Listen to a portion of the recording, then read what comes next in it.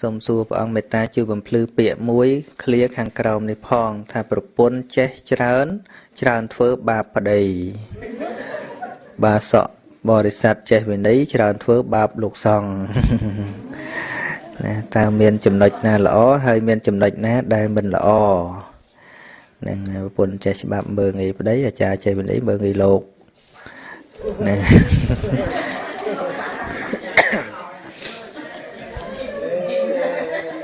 នឹងរឿងនេះសភាសិទ្ធនេះមិនឲ្យត្រូវទាំងអស់ទេឲ្យត្រូវពាក្យកណ្ដាលណាឲ្យត្រូវពាក្យកណ្ដាលកាលណាប្រពន្ធចេះមើងងាយប្តីអាហ្នឹងវាមិនមែនទាំងអស់ទេប្រពន្ធនោះមែនទេវាមិនជាទាំងអស់អីទេហើយបើយើងថាបើលើកយកហ្នឹងអាចារ្យចេះច្បាប់ប្រពន្ធចេះច្បាប់មើងងាយប្តីអញ្ចឹងឲ្យប្រពន្ធយើងល្ងងរហូតនោះតាមពិតឲ្យប្រពន្ធចេះចុះប៉ុន្តែយើងត្រូវតែព្យាយាមចេះឲ្យបានច្រើនជាងប្រពន្ធទៅណោះគេឈប់មើងងាយយើងបាត់ហើយមកពីយើងវាខ្ជិលរៀននោះណាគេមើងងាយវាសមហើយនឹងអញ្ចឹង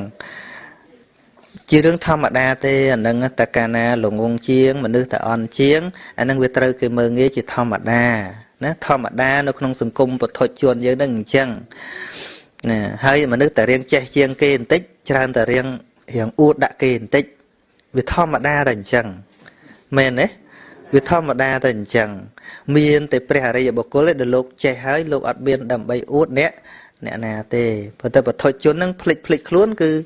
ឡើងតែហ្មងភ្លេចខ្លួនឡើងហ្មងអញ្ចឹងណាធ្វើម៉េចអានឹងកិលេសវាអញ្ចឹងដើម្បីកុំឲ្យគេឡើងយើងរត់ឡើងឲ្យលើសគេទៅណោះនឹងអញ្ចឹងហ្នឹងហើយកុំឲ្យអន់ជាងគេជាធម្មតាអញ្ចឹងហើយជួនកាលញាតិញោមគាត់ចេះវិន័យច្រើនទៅឃើញលោកធ្វើខុសអីចឹងទៅពិបាកប៉ុន្តែញាតិញោមត្រូវដឹងចេះត្រូវដឹងថាការរៀនណាការរៀនមិនមែនដើម្បីសម្លឹងអ្នកដទៃទេអាត្មាឲ្យពាក្យមួយទៀតបើសម្លឹងអ្នកដទៃត្រូវសម្លឹងរកសេចក្តីល្អបើសម្លឹងខ្លួនឯងត្រូវសម្លឹងរកកំហុសខ្លួនឯងនេះទៅយើងកាន់តែល្អ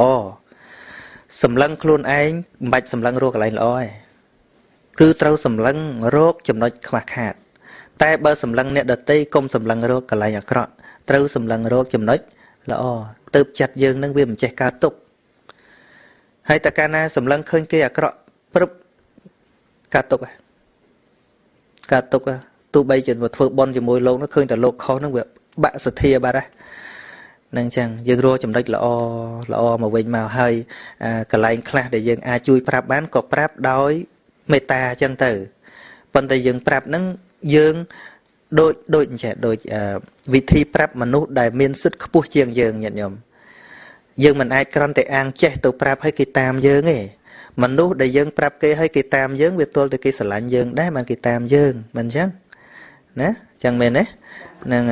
ជាការលំបាកបន្តិចហើយអ្នកដែលមានសិទ្ធិទាបប្រាប់អ្នកដែលមានសិទ្ធិខ្ពស់ដូចជាកូនត្រូវប្រាប់ឪពុកម្ដាយនឹងរៀងពិបាកជាងឪពុកម្ដាយប្រាប់កូនពីព្រោះជួនកាលប្រាប់ស្រួលឯងមិនតន់ជ្រុះអាចកបីពីលើក្បាលអីចេះអីចឹងណាហ្នឹងហើយនឹកឃើញរឿងហ្នឹងអាត្មានឹកឃើញញោមប្រុសអាត្មាគាត់អាត្មាកាលដែលចេញមករៀនតាំងពីទឹម4រហូតដល់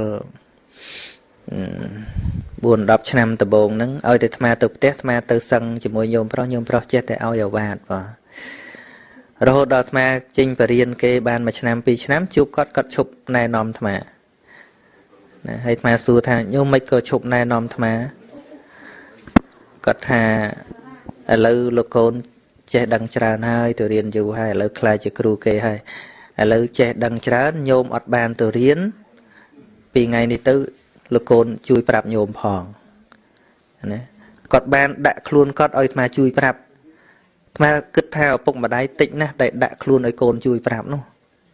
មែនទេហ្នឹងហើយគាត់ដាក់ខ្លួនឲ្យជួយប្រាប់ប៉ុន្តែគាត់ហាមមួយយ៉ាងកុំប្រាប់មុខគេកណាខុសអីក៏ដោយស្ដីអីក៏ដោយស្ងាត់លក្ខខណ្ឌរបស់គាត់ឃើញទេ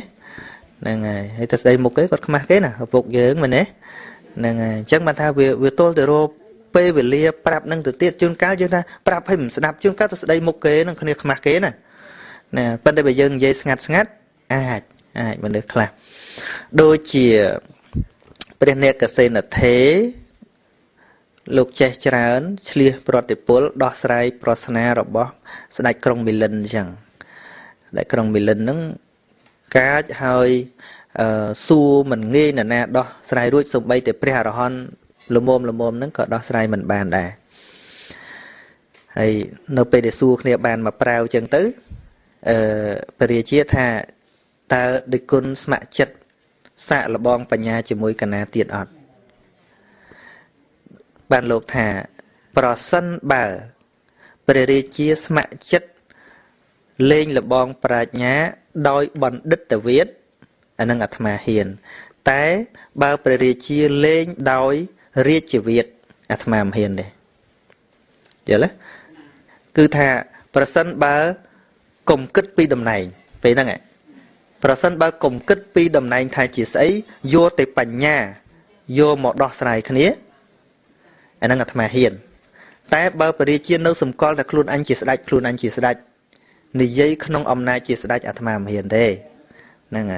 បានព្រះរាជាថាអូមិនអីទេចាប់ពីពេលហ្នឹងទៅដូចគុណទុកកណាដូចកូននេនមួយចុះនេះដល់តែដាក់ខ្លួនអញ្ចឹងទៅគេនិយាយបានហើយដូចញាតិញោមចេះវិន័យចេះធម៌អាក៏អាចប្រាប់លោកបានដែរប៉ុន្តែ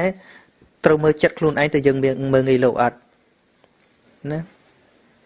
ប្រសិនបើញាតិញោមចង់ប្រាប់គឺប្រាប់ដោយសេចក្តីអនុគ្រោះទុកលោកដូចកូនយើងអញ្ចឹងដូចឧទាហរណ៍ឥឡូវឮគេនិយាយដើមលោកធ្វើអញ្ចឹងគេនិយាយដើមលោកមិនចង់ឲ្យគេនិយាយដើមលោកទៀតទេពីព្រោះយើងក៏ស្រឡាញ់លោកដែរអញ្ចឹងយើងសូមឱកាសលោកប្អូនលោកកូនលោកក្មួយខ្ញុំកណាអាណិតលោកម្ចាស់ទេដែលជួយប្រាប់ព្រោះគេនិយាយចេះឬក៏មុននឹងនិយាយយើងសុំខមាទោសតែខ្ញុំកណាអាចនិយាយបានទេណាខ្ញុំកណាអាចអានឹងវាមានរឿងអីទៅមើងងាយលោកវាអត់មើងងាយទេរឿងមើងងាយមិនមើងងាយយើងដឹងចិត្តខ្លួនយើងតាមែនទេហើយបើលោកឲ្យនិយាយចាំយើងនិយាយទៅលោកមិនឲ្យនិយាយយើងក៏និយាយទៅចប់ហើយដល់លោកមិនឲ្យនិយាយហើយយើងនៅតែប្រឹងនិយាយដល់តែនិយាយមិនបានយើងតឹងទ្រូងនិយាយប្រាប់គេលោកនេះរឹងនិយាយផ្ដាប់អីចេះចោះរឿងវិវាទគ្នាឃើញទេហ្នឹងហើយដល់ពេលនិយាយលោកខឹងដល់លោកខឹងលោកថាបើប្រកែមិនបួសខ្លួនឯងរឿងវាមានតែចំនួនវាមានតែវិវាទតោះតេងគ្នាអញ្ចឹងវាគ្មានអ្វីដែលមិនមានផ្លូវដោះស្រាយទេណាចេះជាការពិតហើយល្អប៉ុន្តែកាលណាចេះមិនចាំបាច់តែប្រសក់ចេះវិន័យអាចថាមានរឿងកំហុសត្រង់តែមើងងាយប្រសងសំបីប្រសងដូចគ្នាក៏ដោយចេះដំបងនឹងគឺច្រើនតែក្អេងក្អាងនឹងត្មងហ្នឹងចេះដូចអ្នកចេះវិន័យដំបងសាមណេរខ្លះដូចថាចេះភ្លាមនោះដូចគិតតែចង់ឈានមកជាហ៊ានឲ្យដល់ទៅពៀនអញ្ចឹងណាហើយឃើញគេខុសទាំងអស់ជេរគេសប្រែតសិនរុអីចឹងណាទៅស្ដាប់យើងបើយើងជេរគេអញ្ចឹងទៅហើយនោះអញ្ចឹងបានជាការរៀនសូត្រហ្នឹងមានទោស3យ៉ាងដូចអាសម្ដែងខាងមុនអញ្ចឹងរៀនវិន័យរៀនគេហៅថាអលកតទូបរិយ័តហ្នឹងមាន3អលកតទូបរិយ័តហ្នឹងរៀនបន្ទុះនឹងសាសនារៀនបន្ទុះអ្នកដតីឬក៏រៀនដើម្បីលៀបសការៈរៀនដើម្បីរស់អីចឹងទៅវាមិនមែនដើម្បីជួយផ្សព្វផ្សាយពុទ្ធសាសនាឬក៏ដើម្បីប្រតិបត្តិទេមួយទៀតនោះគឺនិស្សរិយបរិយ័តហ្នឹងគឺជាការសិក្សាដើម្បីប្រតិបត្តិចេញចាកអំពីសេចក្តីទុក្ខនេះគឺជារៀនល្អហើយចុះបើរៀនហើយឃើញគេទោសស្ដីឲ្យគេទៅបន្ទោសគេទៅលើកខ្លួនឯងទៅអាហ្នឹងជាទោសហើយព្រះអង្គថាដូចចាប់ពោះអំពីកន្ទុយឬក៏កណ្ដាលខ្នងអញ្ចឹងមិនចាប់ល្អជាងតែចាប់វាចឹកចាប់វាមិនចំក្បាលពោះវាចាប់ដល់ចាប់ចំក្បាលហ្នឹងហើយចាប់ចំក្បាលការសិក្សាហ្នឹងយ៉ាងម៉េចមានតែ2ទេដែលល្អទី1គឺនិស្សរិយបរិយ័តរៀនដើម្បីប្រតិបត្តិខ្លួនឯងចេញចែកអំពីសេចក្តីទុក្ខទី2ជាការសិក្សារបស់ព្រះអរហន្តហៅថាផនឌាគិរិកបរិយ័តផនឌាគិរិកបរិយ័តហ្នឹងលោកអត់មានដើម្បីដោះស្រាយសេចក្តីទុក្ខខ្លួនលោកទៀតទេពីព្រោះលោកផុតទុក្ខហើយលោកអស់កិលេសហើយប៉ុន្តែសិក្សាដើម្បីជាឃ្លាំងណាផនឌាហ្នឹងផនឌាគិរិកៈហ្នឹងគឺថាផនឌៈនិងអគារៈហ្នឹងគឺជាផ្ទះទ្រព្យ គឺថាទុកធัวនឹងដូចជាទ្របខ្លួនលោកដូចជាឃ្លាំងយើងហៅថាឃ្លាំងធัวដូចព្រះអានន្ទជាឃ្លាំងធัวអីចឹងណាគឺថារៀននឹងគ្រាន់តែដើម្បីបន្តអាយុព្រះពុទ្ធសាសនារៀនដើម្បីបន្តទុកសាសនានឹងដល់ជនចំនួនក្រោយរៀនលោកនៅតែរៀនចឹងមិនមែនថាអូចេះហើយជាប់ហើយលោកឈប់រៀនអត់ទេគឺកាន់តែរៀនកាន់តែសង្គាយនាកាន់តែផ្ទៀងផ្ទាត់ដើម្បីទុកផ្លូវនឹងឲ្យជនចំនួនក្រោយដើរនឹងចឹងហើយបើយើងមិនតន់រួចផុតទុកដែលល្អនោះគឺនិស្សរិយបរិយ័តគឺសិក្សាដើម្បីប្រតិបត្តិខ្លួនឯងរួចចាកពីសេចក្តីទុកហើយមានឱកាសប្រាប់អ្នកដទៃក៏ប្រាប់ចឹងទៅហើយដល់មួយទៀតអលកតុបរិយ័តនឹងរៀនបន្ទុះ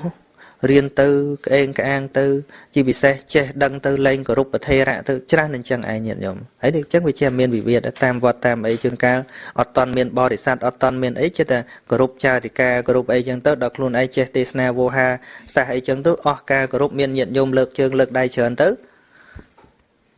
ចាប់លែងបានហ្មងចឹងណាអានឹងគឺថាសម្បូរចឹងឯងនឹងមិនចាំបាច់តែរឿងកុហកចេះមានទោសសូម្បីតែលោកចេះក៏ដោយចេះមិនស្រួលមានទោសដូចតែគ្នាហ្នឹងដូចថានៅកំសត់កំរអីចឹងមិនតាន់ល្បីឈ្មោះអីចឹងទៅសនុកនិយាយអីក៏តាមដែរដល់មានញោមធัวញោមអីឧបត្ថម្ភសិតតែដុល្លារដែរចឹងទៅនឹងបាក់និយាយបន្តិចវារឹកច្រើនតែប្រគួយបានមាសណាហ្នឹងប្រគួយបានមាសរឿងប្រគួយញ៉ែខ្ញុំដឹងណាមួយស្ដាច់នោះ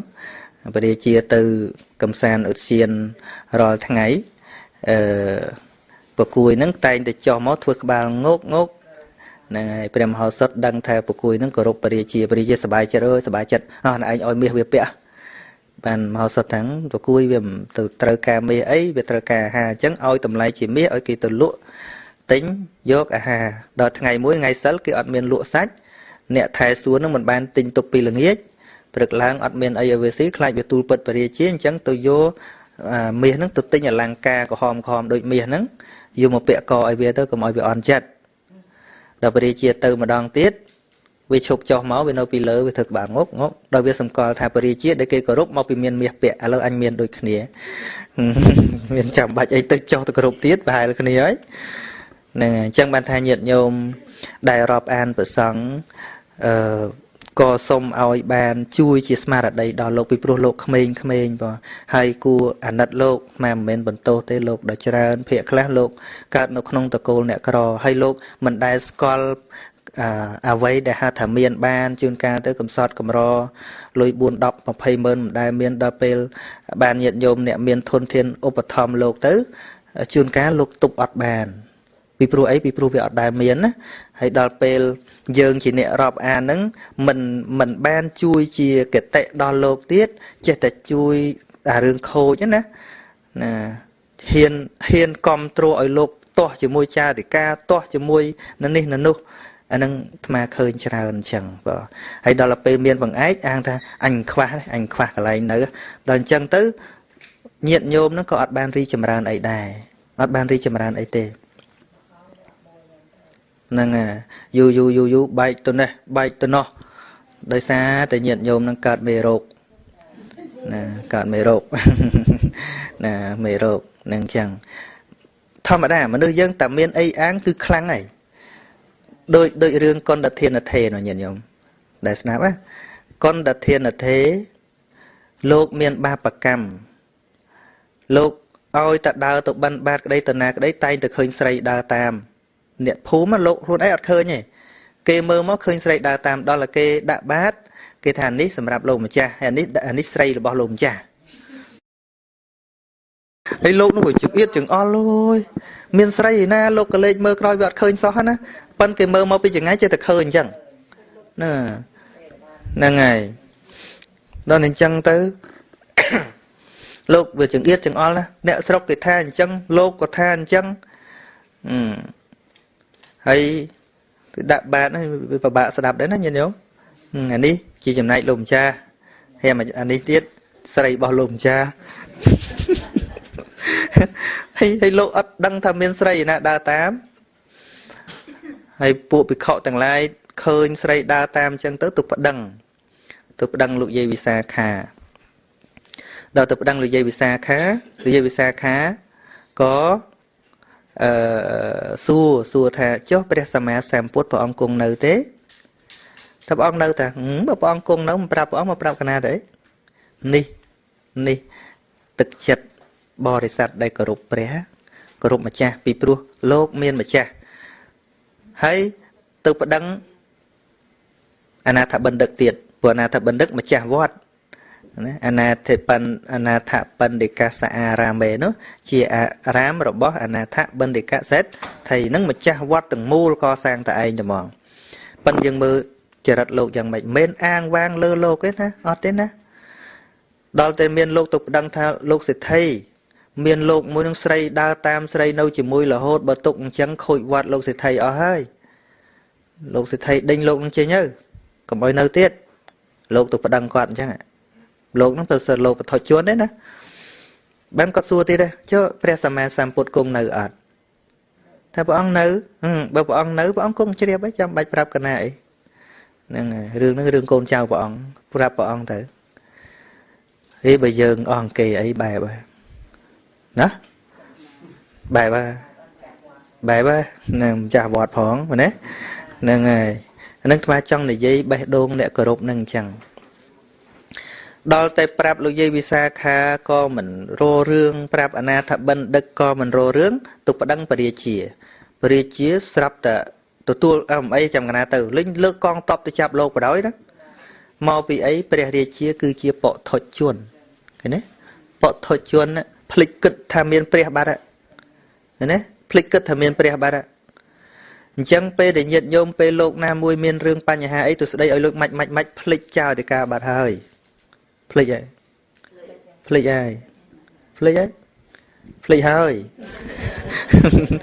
្នឹងព្រោះលោកមានមេរបស់លោកតើមែនទេមានមេរបស់លោកតើយ៉ាងហោចណាស់បើយើងទ្រាំមិនបានទៅទូពិតចារិកាទៅហ្នឹងអញ្ចឹងបានកន្លែងមកអញ្ចឹងគឺប្រជុំគណៈកម្មការទាំងអស់អញ្ចឹងអាត្មាមានកូនចៅមានមេមានលោកអ្នកគ្រប់គ្រងអត់ឲ្យញាតិញោមមកស្ដីថាគុំបីកូននេនមកធ្វើខុសអីក៏ដោយមកប្រាប់មេសិនហ្នឹងទុកឲ្យមេអ្នកដាប់វិញញាតិញោមដាប់ខ្លួនឯងវាខុសរឿងយល់ទេយល់ថាម៉េចយល់ថាចង់ហ្នឹងហើយបើយើងទៅស្ដីខ្លួនឯងទៅថាខ្លួនឯងហ្នឹងលើកចារិកាធ្វើស្អីណាបើយើងគិតចារណាមើលចារិកាហ្នឹងធ្វើអីបើយើងធ្វើសក្តិដែរហើយហ្នឹងអញ្ចឹងមែនទេហ្នឹងហើយអញ្ចឹងបើថាចារិកាប្រាប់ហើយក៏នៅតែអត់ចាំយើងប្រជុំគ្នាទៅកុំឲ្យយើងខុសម្នាក់ឯងណាឥឡូវរឿងហ្នឹងវាចេញយើងយកគ្នាច្រើនវិញហ្នឹងតែទៅខ្លួនឯងញ៉ាត់ហ្នឹងអាហ្នឹងមិនបងប្អូនយាយវិសាខាទេបងប្អូនចាញ់ចាទេហ្នឹងហើយដល់ពេលពរាជាទៅលោកឮសំឡេងកងទ័ពទៅពាត់ពីក្រៅលោកចេញមកកន្លែងទ្វារហើយព្រះរាជាមើលពីចម្ងាយស្រាប់តែឃើញស្រីមួយដើរចេញពីក្នុងមកដែរព្រះរាជាឃើញចឹងស្ទុះចូលទៅដល់ស្ទុះចូលទៅលោកក៏ចូលទៅគង់លើគ្រែហើយព្រះរាជាជារស់ឆែកឆេមើលស្រីមិញទៅណាហើយលោកថាអាត្មាអត់ឃើញទេមហាបពិតលោកក៏ចេញមកវិញព្រះរាជាចេញមកវិញមើលពីចម្ងាយឃើញទៀតចូលទៅទៀត3ដងអត់ឃើញបើថាអូរូបនេះរូបនិមិត្តណារូបខ្លែងណាងាប់ហើយព្រះអង្គទៅបិណ្ឌបាតគង់តែអត់ចហានទេបើអញ្ចឹងយើងចាប់ពីថ្ងៃហ្នឹងទៅបើទៅណាអត់ចហានទៅវាំងកណាទៅចាំកណាប្រកេនណែដល់បានស្ដេចឧបត្ថម្ភក្អេងក្អាងបដ ாய் ពីមុនគេថាលោកឯងមិនក៏ស្រីដើរតាមអញ្ចឹងអត់ហ៊ានមកទេព្រោះវាអត់មានអ្នកណាជាទីពឹងអត់មានអ្នកណាជាខ្នងបងឯកដល់តែពេលបានពរាជាជាខ្នងបងឯក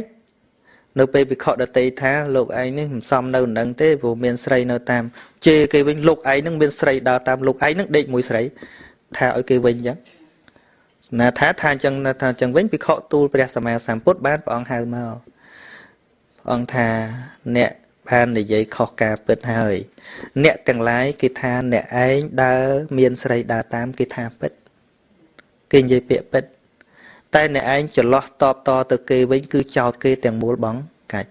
អត់ឃើញមកហ្នឹងព្រោះតែអាងមានខ្នងបងឯងចឹងមិនថាញាតិញោមមួយលោកណាធ្វើកូនធួអីកុំធ្វើខ្នងឲ្យលោកខូចប្រាប់ហើយហ្នឹង